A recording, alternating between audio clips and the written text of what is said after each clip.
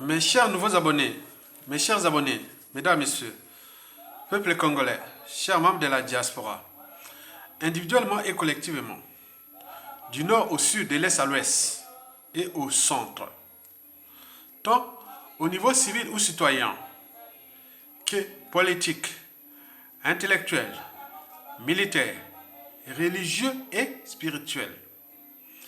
Je vous informe que l'enjeu de cette vidéo est géopolitique. Et pour cause. Vous savez que le futur, c'est tout justement le passé et le présent qu'on ignore. Historiquement ou par le passé. En 1997, la France-Afrique avait structuré, organisé et managé le coup d'État le plus sanglant d'Afrique de ces 60 dernières années. Le coup d'État de Sassou Nguesso du 5 juin au 15 octobre 1997, dont les conséquences sont d'actualité. Puisqu'il est encore là, en train de nous piétiner et fracasser notre pays, et toujours dans les coups bas et coups tordus en Afrique. Et donc, depuis ces années-là, Denis Sassou Nguesso est toujours aux aguets. Parce qu'ils avaient organisé ça, structuré ça avec le Tchad, le Gabon, l'Angola, la RDC, le Rwanda. Et depuis, Denis Sassou Nguesso suivait tous les pays périphériques, comme il suivait le lait sur le feu, comme on suivait le lait sur le feu. Parce qu'il sait bien que si ça ne passe pas au niveau endogène, mais ça risque de se chambouler du côté périphérique. C'est pourquoi il suivait ses marches arrière. Il est toujours là, en train de surveiller tout ce qui se passe dans la sous-région d'Afrique centrale et à l'échelle continentale. Mais le futur, c'est tout simplement le passé et le présent qu'on ignore. Mais nous sommes là au présent. Il y a des présidentielles problématiques du 20 décembre 2023 en République démocratique du Congo. Et où il y a risque de chaos. Et comme on dit, la roue tourne. Donc ça risque d'emporter le despote Denis Sassou Nguesso ou non. Ou même de renforcer son pouvoir. Vous le savez que depuis 1997, Sassou ne cesse de surveiller les pays périphériques comme on surveille le lait sur le feu. Il s'est préparé. Il s'est entraîné, conditionné. Et là, dans la situation de la RDC, là, il est là, dans le coup. Vous savez qu'il ne risque rien à rien. Et pourquoi pas nous? Nous, peuple congolais, au niveau militaire. Parce que la situation d'ici 2026, au présidentiel hypothétique ou probable de 2026 de Denis Sassou Nguesso, pour se dire que nous, les Congolais, au niveau militaire, on n'est rien. 4000 balais, Bembiadoula. Et donc, si on va la perdre vers 2026, en attendant la situation de dégager Sassou Nguesso, il n'y a que 3 alternatives.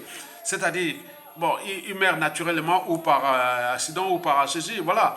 Ou un coup d'état militaire salutaire du pays, et où voilà, les gens de la Force Afrique ou de ce monde-là aident le peuple congolais à être dans la rue et les chasser. Donc il n'y a que ça. Mais pour l'instant, le pays est en train d'être fracassé et tout est en train de détruire, et tout est détruit. Le but de la condition humaine, sociale et existentielle. Donc la vie, la mort, la liberté, la dignité, l'honneur et tout ça n'ont plus de sens ni de signification. Donc nous sommes plus bas que la mort, sans le savoir, nous Congolais. Mais donc on est là pour motiver les masses, motiver les 10 fils de ce pays, surtout au niveau militaire, que le temps est venu. Ces militaires-là qui vont descendre Sassou Nguesso seront vus par plus de 2 milliards d'individus dans le monde. Parce que Denis Sassou Nguesso, c'est les baobabs des dictateurs africains. Celui qui a tué 2 présidents, un cardinal, des intellectuels. Il a fait plusieurs coups d'État. Il est l'homme de tous les coups d'État catégorie poids lourd. Et donc là, celui qui va les descendre, ceux qui vont les descendre, seront là au moment où la volonté générale l'énergie potentielle du peuple, il est là aux aguets. Regarde qui l'homme, les militaires là qui vont, voilà, donc ce sont ces militaires là qui vont rentrer dans l'histoire.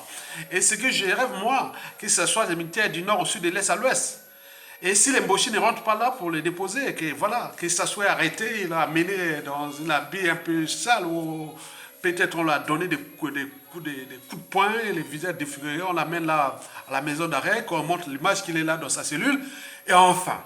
Donc c'est la rêve des Congolais. Bon, donc, l'enjeu de cette vidéo est donc géopolitique. Est-ce que la roue risque de se retourner? La roue tourne. Lui, il avait managé un coup d'État périphérique, puis venir fracasser notre pays. Est-ce que nous aussi, les pays périphériques, la situation périphérique, on ne demande pas l'aide des pays périphériques? Parce que nous avons la matière, les hommes et les moyens de déposer sa solution. On n'a pas besoin d'aide. C'est la crise d'État, la dissidence des élites militaires et l'enjeu ou les enjeux de l'intérêt général. Il est facile, ça est facile à déposer. Donc nous allons dans ce processus. Par ailleurs, voici le plan diabolique du despote Denis Sassou Nguesso au crépuscule, qui il pense que bon, j'ai damé le pion à tout ce peuple-là, mais ce qui risque de chambouler ou perturber mon pouvoir, c'est la périphérie, les pays périphériques au regard des enjeux qui se passent. C'est pourquoi il est là aux aguets. Donc, il a peur de payer la rançon de la gloire, c'est-à-dire les humiliations, l'humiliation. Et ou de ces crimes, la justice quelle qu'elle soit. Vous savez qu'il y a des gens dans ce pays-là, je vous dis sincèrement, ce qui s'est passé à Tchesescu, ou à Samendo, ou à bien d'autres, il y a des gens qui vont même bien au-delà, si on attrape ce monsieur-là. On est bien d'accord? Qui continue à jouer au despote, aux prisons de fête, à l'empereur et autres. Mais nous, voilà, donc vous savez ça. Parce qu'on ne peut pas comprendre que c'est l'individu qui est venu pas casser tout un peuple et détruire tout un pays, qu'il est là, en train de jouer au dictateur, aux prisons de fête, aux empereurs et tout compagnie. Et que nous sommes là comme les moutons en train de regarder. Mesdames, Messieurs, peuple congolais. Voici le plan diabolique du despote Denis Sassou Nguesso. On regarde ce qui précède, ou plutôt, le chaos en perspective en RDC, à jour J, moins 4, moins 3, moins 2, moins 1 et 0. Autrement dit, Sassou est déjà dans le coup. Sassou est dans le coup là. C'est qui tout double. Ça passe ou ça casse. Qui ne risque rien à rien. Il est là. Si ça passe, bien dans ce que je vais vous dire un peu, ça va renforcer son régime contre nos peuples congolais, éventuellement préparer la succession qui, au regard du dérèglement politique et militaire dans le Nord et dans la Kivette, des contentieux historiques, la situation, la jeunesse et la génération qui n'est plus celle d'allons au lavement des mains, la paix et tout compagnie. Non, non, non, non, non, non. Donc là, ça ne va pas aller loin, on le sait. Mais, en attendant, nous sommes en train de sensibiliser, de conscientiser, de mobiliser aujourd'hui, et en particulier les militaires. Parce que l'enjeu de la presse Sassou, aujourd'hui jusqu'à la fin de l'année et tout au long de 2024, s'il reste encore au pouvoir, est militaire. Il n'y a plus rien à faire. Mesdames, Messieurs, voici les points de la situation. Et je ne veux m'appesantir que sur les enjeux de ces présidentielles et du chaos en perspective, qui risquent ou non d'emporter les despotes Denis Sassou Nguesso. On regarde ce qui précède. Qui risque de renforcer ou non son régime au regard des accords qui avec les enjeux de ces présidentielles-là. Sassou risque d'être renforcé contre nos peuples congolais. Oui? Ou tout perdre. Je vous l'ai dit que les présidentielles de la RDC sont à 99,99% problématiques pour nous Congolais de Brazzaville. D'abord le chaos, plus Denis Sassou Nguesso et l'autre, c'est tout qui sont en train de se faire là-bas. Donc je n'appelle aux patriotes militaires que voilà la suite, les enjeux. En fait, j'en ai sélectionné pour vous 3 enjeux majeurs. Le premier enjeu est endogène, les enjeux endogènes, la RDC. 2, les enjeux périphériques, c'est-à-dire la sous-région, donc Sassou est dans le coup. 3, les enjeux extérieurs, c'est-à-dire les donneurs d'ordre, ceux qui tirent le ficelle de ces chaos-là, pour l'exploitation à bas coût des matières premières gigantesques dont dispose la RDC, la vache à lait des minéraux et des terres rares du monde, nécessaires aux technologies civiles, militaires et aérospatiales. On parle de transition écologique, on parle de technologies vertes, on parle de COP28, qui est la fin des énergies fossiles, et beaucoup de choses comme ça que nous maîtrisons. Pour nous qui avions étudié la biologie, la géologie, les sciences de l'environnement, on maîtrise ces choses-là. Voilà. Et donc, là, sur ce plan, il y a trop d'enjeux. Ce pays a trop d'enjeux. La vache à lait des matières premières au monde. Et qu'on peut entrer, placer un pion et exploiter ça à bas coût, à volonté, et en même temps, en les laissant s'emmerder, mourir, s'entretuer et autres. Ce qui se passe depuis la chute de Mobutu en 1997. Explication.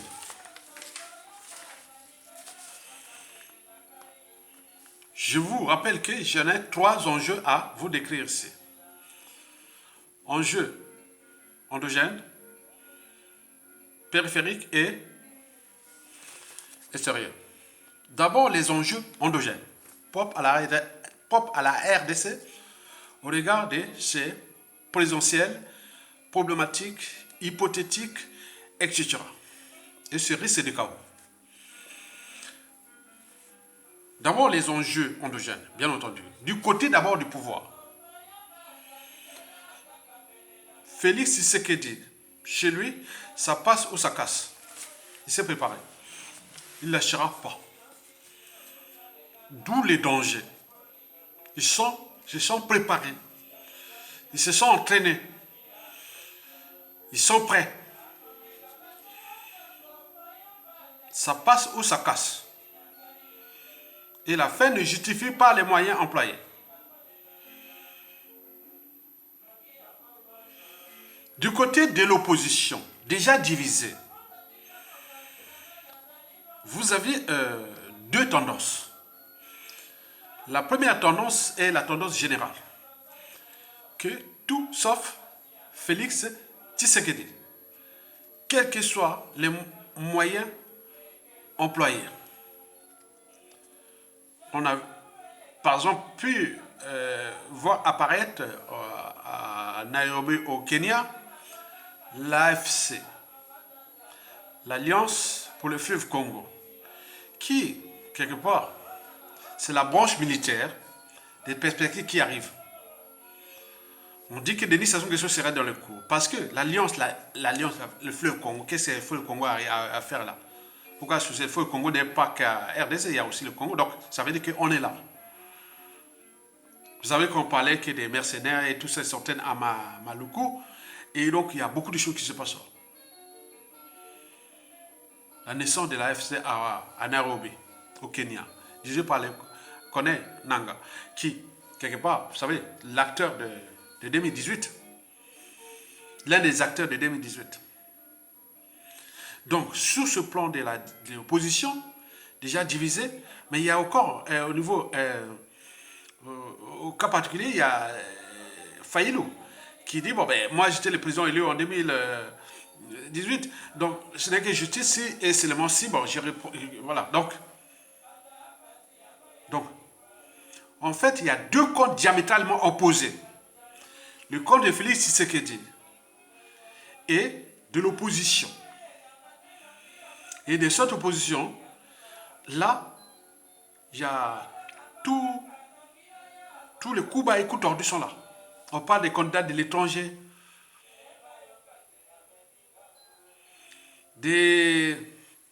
on parle de l'ostracisme, de la xénophobie, du tribalisme, etc., etc. Il y a beaucoup de choses qui se passent là.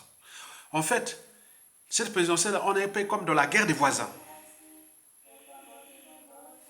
La guerre des voisins. Vous savez que quand les injures, les menaces, les mots, M-A-U-X, ne suffisent plus, que le danger est proche.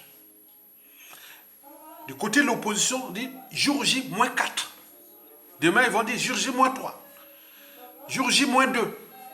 Jour J moins 1. Moins 0. Si tu ne dégages pas, allez, on rentre. Donc, les enjeux sont là. Conserver le pouvoir et ou reprendre le pouvoir. Ou restaurer le pouvoir. Restaurer le pouvoir pour Martin Fayulu. Reprendre le pouvoir pour l'opposition. Souvent, vous le savez que les kabylistes et tout ça sont là. Et du côté de Félix, voilà pour l'essentiel des enjeux endogènes. Du côté périphérique, c'est-à-dire de la sous-région d'Afrique centrale, là, plusieurs pays et ou régimes politiques périphériques sont impliqués dans cette élection à haut risque de chaos.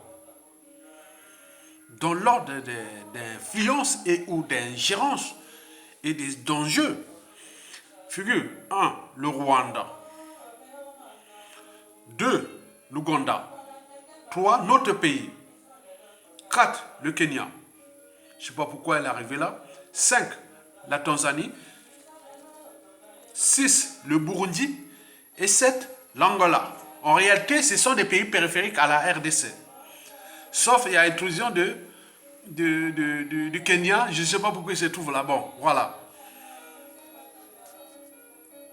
Vous savez que ces pays précités, ou plutôt ces régimes politiques, de fait ou de droit, ont des donneurs d'ordre qui agissent en coulisses, en procuration, en couverture derrière eux. Commençons d'abord par le Rwanda, de Paul Kagame. Vous savez que le Rwanda est devenu un pays producteur de matières premières alors que dans son sous-sol, il n'y a rien. Donc il y a trop d'enjeux pour le Rwanda là, qui est sous ordre anglo-américain. Donc il est là, il fait son boulot.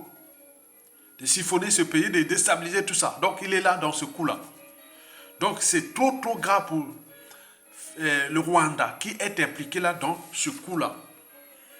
Deuxièmement, l'Ouganda de Yoweri Museveni. Ce sont tous les anglo-américains. Et troisièmement, c'est notre pays, le Congo-Brazzaville. Donc Denis Sassou Nguesso, la France-Afrique est là. Avec Sassou Nguesso. Quatrièmement, le Kenya. Ce sont des anglo-américains. Ruto est impliqué là vraiment, je ne sais pas comment, voilà. Donc, j'ai jamais vu. Cinquièmement, la Tanzanie. Ce sont des anglo-saxons, anglo-américains. Des pays anglophones. L'ordre occidental. Le Burundi qui a voulu un peu la ramener à la raison, mais il me semble qu'il serait aussi impliqué là, à côté. L'ordre occidental. Enfin, l'Angola, qui est la première puissance économique et militaire de la région. Et l'une des puissances militaires d'Afrique. Bon, Joao Laurent-Zia, c'est un peu de... Voilà, on dit que elle serait derrière Tshisekedi. C'est lui qui soutenait et qui tient Tshisekedi. Mais les Américains l'ont rappelé à l'ordre, ont rappelé Joao Laurent-Zia à l'ordre, attention. Mais je ne sais pas où se trouvent les négociations. Donc, Tshisekedi est bien protégé par l'Angola. Mais qui dépend aujourd'hui, lui, de manière historique, où l'histoire d'Angola n'oublie pas ses meilleurs amis. Donc, c'est l'Union soviétique, la Chine et autres. Mais les Occidentaux sont là depuis l'arrivée ou depuis la fin de 100 ans, c'est devenu dans les girons américains. Donc là, ils jouent là, mais il y a le pétrole aussi qui est exploité par les Occidentaux, dont Force Afrique, et Total et tout compagnie. Donc voilà, donc il y a trop d'enjeux là. Enfin, les enjeux extérieurs. Je vous rappelle que la République démocratique du Congo, c'est 2 345 000 km². Le deuxième pays le plus vaste d'Afrique après l'Algérie, qui fait 2 400 000 km². Population de la RDC, 120 millions d'habitants. premier rang africain des réseaux hydrographiques, forestiers, de biodiversité.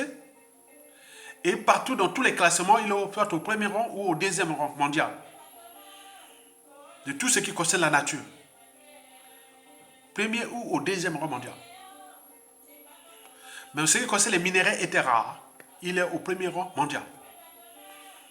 J'ai vu les classements aujourd'hui mondial des pays qui détiennent les matières premières, les terres rares, tout ce qui est, on parle des transitions écologiques, de développement durable et tout ça, mais le premier au monde, c'est la République démocratique du Congo, minéraux et terres rares. Après, deuxième, on parle de la Russie. La Russie, deuxième. Troisième, je vis, c'est le Brésil. Donc, c'est-à-dire sur le top 10, il y a la moitié sont des pays africains. Je vais parler, la moitié, ce sont des pays africains. Top 10 déjà. C'est-à-dire, pas la moitié, plus de 2 tiers. 2 tiers sont des pays africains. C'est-à-dire, sous le top 10 des minéraux et terres rares au monde. 2 tiers sont des pays africains. Top 10 déjà. Donc, vous vous amenez des enjeux. Historiquement, ce pays fut pillé depuis la conférence du Congo, qu'on appelait la conférence de Berlin. Le roi belge qui était à lui maintenant cette propriété. Donc, la première bombe atomique fut travaillée là-bas avec les centrifugeurs d'uranium de la RDC. Donc, quand ceux qui ont fait la géologie, comme moi, qui connaissent comment fonctionnent les minéraux, les terres rares, c'est chaud là. Quand vous voyez là, c'est un scandale géologique. Surtout le couloir là qui part de l'Utiri, en passant par le nord, sud, Kivu, Maniema, Tanganyika, jusqu'au Katanga. Oh, c'est un scandale géologique. Mais quand on va au milieu, la biodiversité, même au Congo central, les terres rares sont là-bas nombreux. Et donc c'est un pays vraiment béni par la nature, par les dieux, mais puni ou maudit par les Congolais et Africains. On ne serait pas là.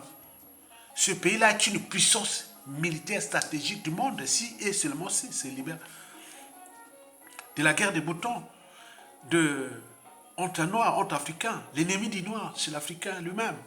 L'ennemi de l'Africain, c'est le noir lui-même. Il existe une certaine mentalité noire qui nuit gravement à l'évolution du continent noir. Ça, c'est un cas d'école.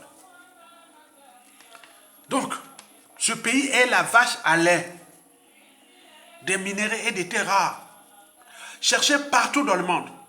Il n'y a que des pays où en Afrique, on vient exploiter ces matières premières quand on rentre comme on rentre dans un moulin, comme on rentre à une maison sans porte et fenêtre. Toute l'Afrique. On ne veut pas que l'Afrique soit debout. Donc on a mis des profils toxiques africains qui perturbent tout. On crée les guérillas, des guerres, des mercenaires, tout. Donc il y a ces bazars. Et donc vous imaginez les enjeux qui sont là. Donc, voilà pour ce rappel des indicateurs ou des causes de ce qui se dessine, qui se passe en RDC. Je vous rappelle que depuis la chute de Mobutu en 1997, il y a 20 millions de morts là-bas. C'est pire que ce qui se passe au Sahel. On met des guérillas, des mercenaires, des guerres, on crée le bazar pour que les gens soient dans les chaos. Il n'y a que là, tout ce couleur, il n'y a que la guerre. Un pays balkanisé. Et là, ils n'arrivent pas à s'entendre, à comprendre les jeux, parce que les intérêts sont tels que les conflits d'intérêts, les intérêts particuliers, partisans, le tribalisme, et beaucoup de gens ont mélangé ça, c'est du bazar.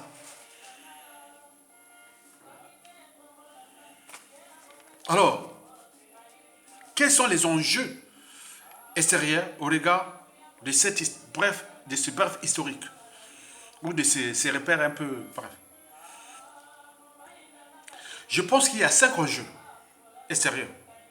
Les premiers, ce sont des Occidentaux qui cherchent coûte que coûte à contrôler le marché et placer toujours leurs pions. Or, celui qui avaient choisi en 2018 par un pacte, le pacte, il y a toujours des parrains et autres, mais Félix Tshisekedi cherche à tourner la veste. Mais là, non, c'est pas question. Donc quand tu es dans la mafia, c'est comme dans la mafia, vous trouverez tout dans la mafia sauf la sortie. Et donc il voulait sortir, non c'est fini. Donc les Occidentaux ont déjà damé les pions à l'heure, donc ils veulent les dégager. Ils veulent coûte que coûte les dégager. Et l'autre s'est préparé. Donc il est allé chercher des renforts chinois, américains, russes et tout compagnie. Donc vous imaginez un gros pays là, s'il rentre dans le chaos, même pendant 1 an, 2 ans, il n'y a pas de matières premières qui sortent de ce pays-là. Vous allez voir les coûts de vos télévisions, portables, ordinateurs, les technologies, tout ça, vous allez voir que ça va être vraiment chaud. Ça va être chaud. Les enjeux occidentaux sont là. Donc ils cherchent à placer un pion docile pour exploiter ces matières premières-là. Et donc c'est là où ça se passe. Et la fin ne justifie pas les moyens. Donc il y a les alliances qui se sont créées par-ci par-là, mais est-ce que ça va marcher? Au moment où le régime en place s'est entraîné, sans conditions, ils sont là aussi. Ils s'attendent au point. Donc voilà le premier enjeu occidental. Le deuxième enjeu extérieur, ce sont les Chinois. Les Chinois ont acquis le monopole d'exploitation des minéraux terres rares. Donc ils savent transformer ça. Mais ce qui nuit un peu, donc ça crée quelque chose de la situation de monopole. Donc qui fait peur aux Occidentaux parce que pour les technologies là, par exemple, les semi-conducteurs, tout ça comme à Taïwan et tout comme, mais ils viennent de la RDC. Donc les Chinois peu on échange. Mais donc ils veulent que bon ben on partage le marché mais vous ne prenez pas le contrôle. Or les Chinois sont maintenant là en plus agressifs. Et ils ont dit d'ailleurs que les présidentielles n'avaient pas d'ingérence. Puisque Félix Tshisekedi semble tourner la veste aux Occidentaux et aller vers les Russes et les Chinois. Et ce qui risque d'arriver. Vous imaginez. Donc les Occidentaux ont signé un contrat avec le despote Brazzaville qu'en cas de trouble, on peut évacuer les Occidentaux de la RDC, ils sont nombreux là-bas, vers notre pays, le Congo-Brazzaville, traverser le fleuve Congo et venir chez nous. Et donc, et les chaos qui peuvent arriver, beaucoup de... 2 millions chez nous, nous sommes Congolais, de 2 millions à Brazzaville. 20 millions en RDC. Et plus ça, le bazar, comment ça se va gérer ce chaos-là? Donc, d'où les militaires, les patriotes, nous voulons en profiter. La vie est une opportunité. Il faut en profiter de cette situation-là pour déposer sa question s'il y a chaos. Il n'y a plus, il n'y a pas, c'est sans scrupule, il n'y a pas à chercher à sauver le peuple, la nation. Donc, les Chinois sont là. Mais ils commencent à montrer aussi les couleurs. Ils disent non, non, pas d'ingérence. Pas d'ingérence. Les Occidentaux ont déjà choisi leur camp. Si c'est que dit, dégage. Ils mettent les pressions partout, partout. Dans toute la périphérie. Américains, Occidentaux, Anglo-Saxons, tout. Non, ils doivent dégager. Donc, lui aussi, oui, je me suis préparé, mais si vous essayez, voilà. Je ne vous ai pas trahi, mais c'est vous qui ne voulez pas que mon pays se développe. Vous avez foutu le bazar depuis là. Donc, ça, ce sont les amis du pouvoir en place. Donc, et qui ne passe pas, c'est l'opposition. Le troisième enjeu sur 5 extérieur, c'est tout simplement les Européens qui sont dans les coups, dont les Belges. L'Union européenne et la Belgique est là. Ton domaine, la Belgique, tu es l'Union européenne, mais tu vas laisser le domaine là partir chez les Chinois, les Russes et tout ça.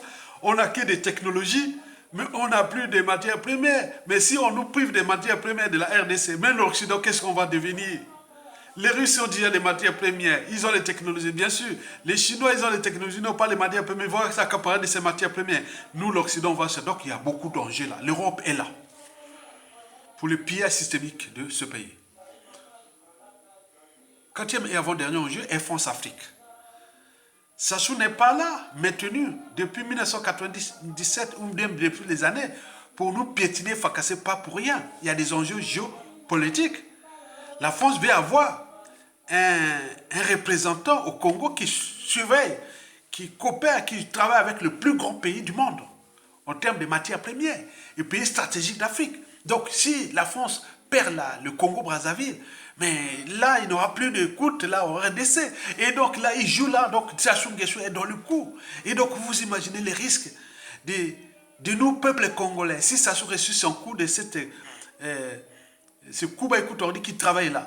Mais ça va renforcer, la France-Afrique va encore plus renforcer Sassou Nguesso contre nous, peuple congolais, et ce qui va se dessiner. Donc on vous éveille votre eau. C'est une question de vie ou de mort. On est bien d'accord? Question de liberté, de dignité, de souveraineté, d'honneur, de tout. Donc nous sommes là. Donc ils jouent, Sassou joue avec ces gens-là contre nous. On est bien d'accord? Et d'ailleurs, la situation là ne va pas nous arranger. Donc tout point de vue. Ce qui va nous arranger, c'est le chaos qui va arriver et nous en profitons du chaos pour déposer Sassou Nguesso.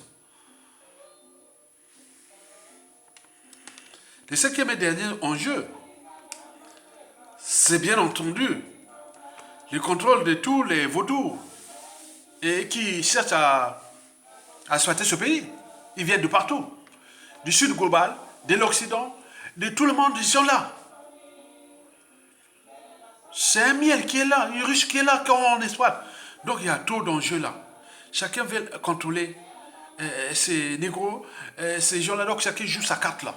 Voilà pour l'essentiel de ces enjeux là.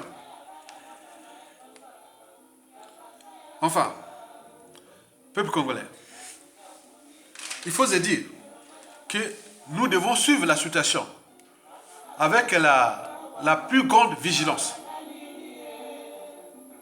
On est bien d'accord? On n'a plus de choix. On n'a plus de choix. L'enjeu est vital. Sassou Nguesso a ses entrées dans cette géopolitique occidentale-là qui cherche à se chambrer en RDC. Jean Dumelo Okemba, pareil, en RDC. Denis Christian Sassou Nguesso, pareil. Donc on est cernés, nous, peuple congolais. Donc c'est à nous-mêmes, on est isolés, on nous a laissé, voilà. Mais nous avions les moyens humains, matériels. Donc responsabilisons-nous. On est d'accord? Donc ça passe ou ça casse. Nous sommes deux camps diamétralement opposés. Sassou Nguesso, ces gens-là et ces gens-là contre nous, peuple congolais. On est bien d'accord? Donc, pensez, l'après Sassou Nguesso, pensez déjà cette situation qui se dessine. Les résultats vont passer d'ailleurs de 20, je ne sais pas s'il va avoir lieu, où il y aura coup d'État et autres. Voilà les situations qui peuvent arriver. La mort de Tshisekedi ou assassinat ou empoisonnement. Ou coup d'État de palais. Et où la guerre civile dans la rue. Ou les chaos. Il y a beaucoup qui vont traverser. Il y a beaucoup de choses qui se dessinent. Dans tous les cas, les chaos est déjà prévu. Parce que les deux camps, ils sont diamétralement opposés. Il ne reste plus que l'intercède, la situation. On est bien d'accord? Donc pensez à ça. Ne cherchez plus à réfléchir. Tshisekedi, il risque de l'éliminer. On dirait de l'éliminer. Si, comme il s'est préparé, et donc voilà. On est bien d'accord? Donc vous devez prendre ça comme repère déjà. Et si ça n'est pas éliminé, il y aura guerre civile, il y aura coup d'État. À défaut, ils vont peut-être arriver sur une transition. Une transition politique. Mais une transition politique, pourquoi faire? On est bien d'accord? Donc vous devez en tenir compte de la situation qui arrive. Il y aura les chaos. Parce que les deux camps sont diamétralement opposés à l'échelle nationale. Et les enjeux entre le Sud global et l'Occident sont affrontements. Chacun veut contrôler ses matières premières, il ne va pas laisser à l'autre. À moins qu'il y ait entente entre la Chine et l'Occident pour la RDC. Donc, détruire l'Afrique sans nous. Avec la coopération de nous comme des moutons, des vauriens, on vient, voilà. Aujourd'hui, aucun camp, le pouvoir et l'opposition n'est pour l'intérêt général de l'Afrique et de ce pays. Ce sont des enjeux des intérêts particuliers partisans, des conflits d'intérêts. Mais on ne sait pas qui peut arriver comme on est arrivé à Assimi Goïta, Mamadi Doumbouya, Ibrahim Traoré, Abderrahmane Tiani. Donc on ne sait pas. Mais pour nous, peuple congolais, nous sommes désormais en danger. Parce que le chaos qui arrive là, il va arriver chez nous, à Brazzaville. C'est prévisible. Mais si on profitait, on en profitait. On est bien d'accord? On en profitait. Il n'y a plus de nord, sud, est, ouest. C'est un enjeu vital. L'enjeu est vital. On dépose des situations de guerre. Au moment où il y a les chaos là. En 1997, non? La chute de Mobutu. Ils ont organisé les trucs. Ils ont déposé Dissouba. Sassou revient au pouvoir. Mais si on a inversé ça, on en profite aussi. Donc je n'appelle aux patriotes. Tokolonga. Likez, partagez et soutenez la résistance. Tokolonga. À bientôt.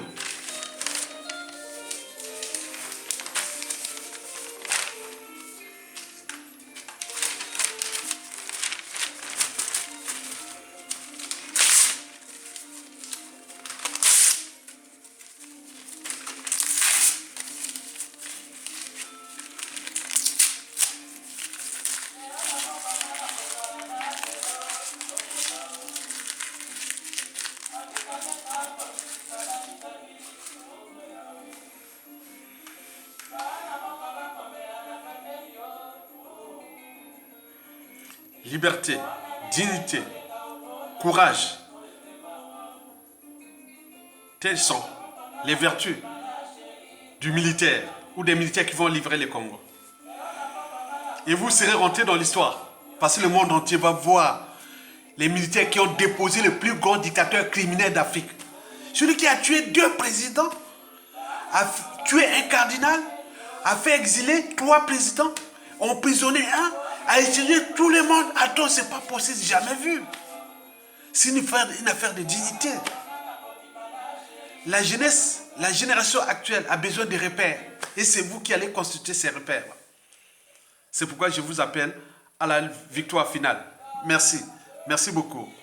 Tokolonga, Tokolonga, Tokolonga, Tokolonga. Merci beaucoup.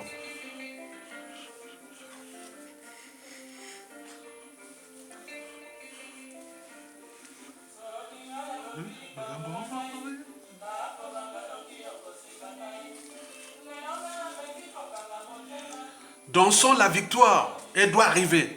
On n'est pas des moutons. On n'est pas venu sur cette terre se laisser fracasser depuis des années par un seul individu qui va partir nous laisser comme des moutons, des merdes. Et laisser les défis permanents aux autres. Les négationnismes, la guerre des mémoires. Vous imaginez? Faisons quelque chose. On est bien d'accord?